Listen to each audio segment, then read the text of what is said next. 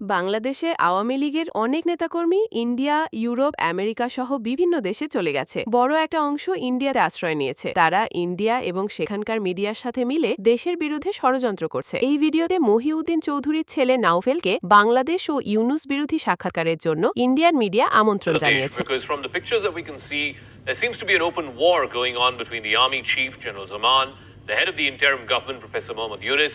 Many are saying that, the fundamental point of difference is why is the interim government not calling for elections soon enough? Why are they not agreeing to a timeline which was agreed upon that elections will be held before the end of this year? Are things going to get to a point where Professor Yunus will be forced to either hold elections or he will be forced out of office? First of all, we have to understand how Mr. Yunus has come to this position.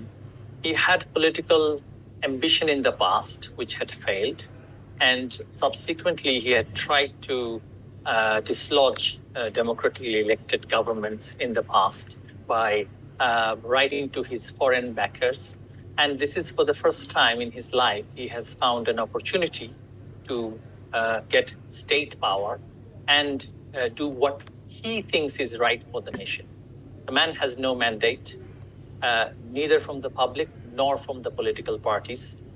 They have claimed that the army chief had invited him to take up the position of chief advisor, although the constitution does not have any provision for the position of chief advisor. They had claimed that there was some kind of presidential reference to the Supreme Court, which was heard by the full bench of the court, and this was the decision. None of this was eventually shown to the public, although petitions after petitions were filed to the court to show whether there was any judicial instruction or order. So, as he does not have any mandate, neither legal nor political, he's trying to create a constitutional anarchy. And one of the ways that he is trying to do this is by discussing in a never-ending manner matters on which he has no expertise nor mandate, such as constitutional reform, institutional reform, etc. Now, he's claiming that his mandate is from the revolution, the quote-unquote upheaval, the revolution. And so he's just simply buying time to give his party some space to establish that party in the political sphere. But Mr. Chaudhary, you talk about, Mr. Yunus not having any kind of mandate, political or constitutional. But what about the mandate of the army chief, who again last week in a press conference said that it is going to be absolutely essential, quintessential, that elections need to be held by the timeline that was agreed upon, which is the end of the year. And then the next day, I think Professor Yunus met with all the political parties and he said that he can't follow that timeline and that he wants to extend that timeline till June of next year.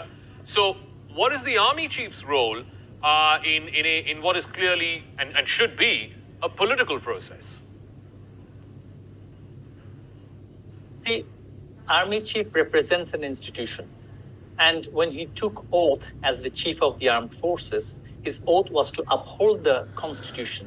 The constitution has not been suspended.